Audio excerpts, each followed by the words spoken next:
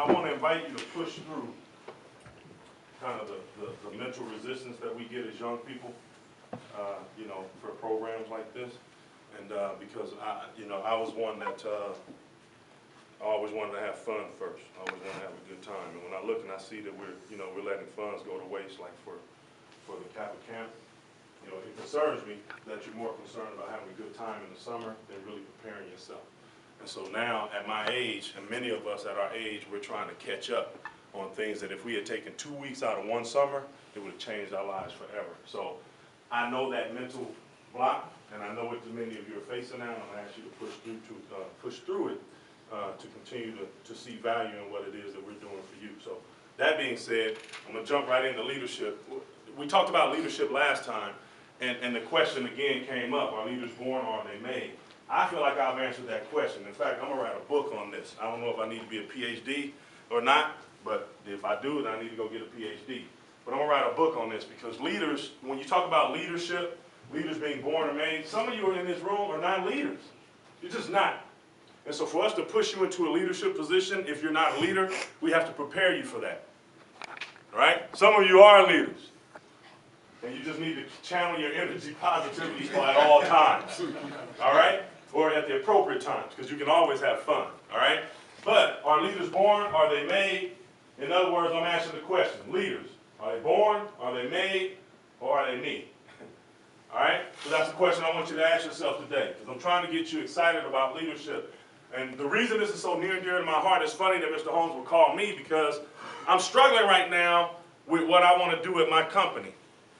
Because I really don't want to go back into leadership. Because Georgia is like the worst state I've ever been to lead people. Because I've never been in a situation where what we call crab in a barrel syndrome. Crab in a barrel syndrome says those who see you get out of the barrel, they're like crabs. They just want to pull you back down into the barrel. I've never seen that. You know, in Los Angeles, that's just it's not our culture in LA. It's not our culture in California to do that type of thing. We pump each other up. When we see somebody go, we start thinking about all the stuff we can get because he's in the lead position. That's my boy. He's the boss. I'm good. Here, that's my boy. Well, he was my boy. I can't believe he went into leadership. I'm going to try to pull him back down. I've never seen that. So now where I want to go in my company, I'm struggling with leadership and getting into leadership and going to where I really want to go. Why? Because I'm not used to the type of leader I would need, having to be the type of leader that I would have to be because I haven't done it enough. But if I had been in a situation where I was 14 leading people, I had some good people, some bad people, then I was 17, I was leading people, I had some good people, I had some bad people, I was 21 and I was leading people, I had some good people, some bad people, I know how to deal with good people, bad people. In California, I managed 45 people. It was all good. I might have had two rough cases, but I shut them down real quick. But I had people coming to me for jobs saying, Coach Earley, man, I heard you can you hook me up? Yeah. Can you pee in the cup and pass the test? Yeah. You halfway intelligent? Did you graduate? I remember your face, but did you graduate? Yeah. I can take care of you. So I had people working for me that I had a good relationship with. You need to begin to working with people that you have a good relationship with, you have a bad relationship with, you have no relationship with, and you need to begin doing it now, and that's why this is passionate for me. And so for Mr. Holmes, he said 3 things that I've just been contemplating putting this thing together. You got to get involved in student leadership. You have to. So that you're used to being a leader when you get into corporate America. That way, you're the C-suite. You're the one that sits at the top of the chess building. Right? Instead of just being mediocre. Sometimes it takes 2 weeks out of your summer to prepare you for that. So you got to get past this, woe is me, I want to have a good time, I want to go to Six Flags, stick my finger in my butt for 6 weeks out of the summer. You got to get out of that mentality. All right? So let's jump right in. Leadership is the act of guiding someone from a position of authority. So, are leaders born or are they made? Here's the answer. Both. However, leaders are born and leaders are made. However, those that are born don't have to be taught to lead. Those who are not born leaders, who are asked to take on leadership positions, have to be taught. That's where we come in. Some of you are not leaders, but you're going to have to operate in a leadership position. We're going to teach you how to do it. The ones that I'm trying to expose today are the ones who are leaders. You know you are leaders, and we're going to get you excited about taking on the appropriate leadership positions. Okay? Anyone can lead, but if you're a born leader, you do it naturally. And when you learn to lead in a better way, you do it better than anyone could do who learns to do it. Right? So that's the question. Are they born or are they made? right? Both. But those who are born don't have to be taught to lead. They have to be taught to be better leaders. Those who are not born leaders are not leaders. They have to be taught to lead, period. So, that being said, I want to talk to you about the dangers of positional leadership. The dangers of positional leadership. The reason that some of you will not be effective unless you take what we're going to begin to start teaching you about leadership skills is because you've dealt with or will become what we call a positional leader.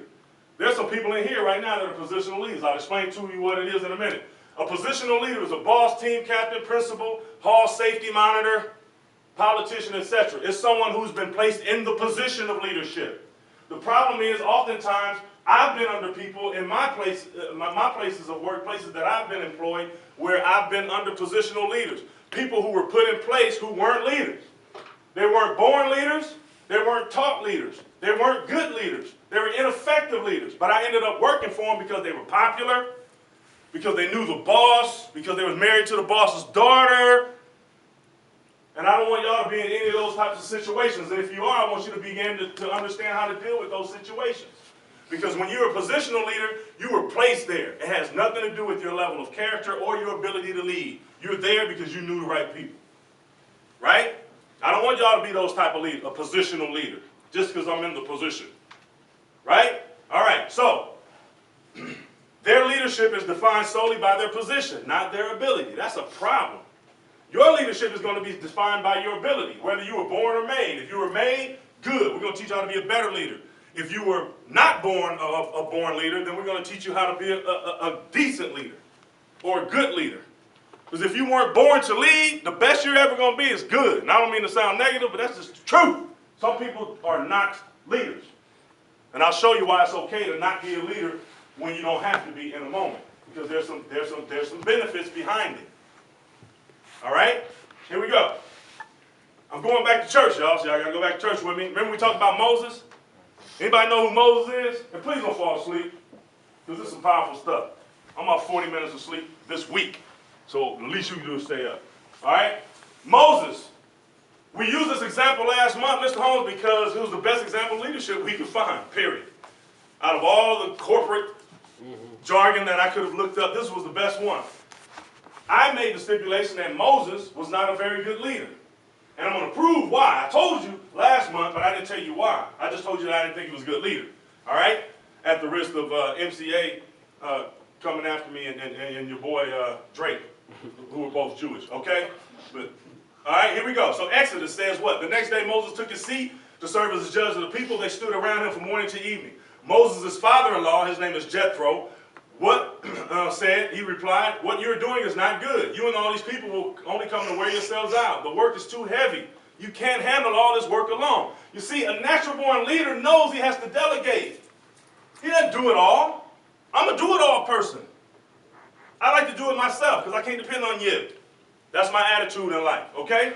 But select capable men, all the people, men who fear God, are trustworthy, good leaders, character leaders, right? Who just hate dishonest gain and appoint them as officials. So he told Moses, appoint them as officials over thousands, hundreds, fifties, and tens. The thousands are the natural-born leaders. They were born to lead. The hundreds were born to do other things and have a good propensity. They're very good at leadership. May or may not be born, but they've learned to do it, and they've learned to do it very, very well. The ones that lead 50 probably aren't leaders, but they're needed. Some of y'all will find, I'm not a leader, but you need me to lead. I'm going to lead because Kappa guy has taught me how to lead. I know how to do it. It's not my passion, but I know how to do it. And then the tens, those are ones that ain't leaders. We're going to send 10 people with you because if I send you 1,000, it's going to dwindle down to 10 anyway. Okay? So, why do I say Moses wasn't a good leader? He was a great man of God, but not a good leader. Why? Because he tried to lead everybody on his own. Thank you, Brother Milton. That's exactly why. He tried to lead everybody on, tried to do it all. And remember, we learned it was over 600,000 people there. Men, just the men. They counted the men. They didn't count the women and the children. But the men they counted was 603,550, just men that he was leading. Man, you can't lead 600,000 people. Every day you sitting down in the middle of them talking to them. So you're in the Georgia Dome times 6. You can't do it. You have to be a leader. So this is why I say he wasn't a good leader. In Deuteronomy, we see, then Moses climbed Mount Nebo,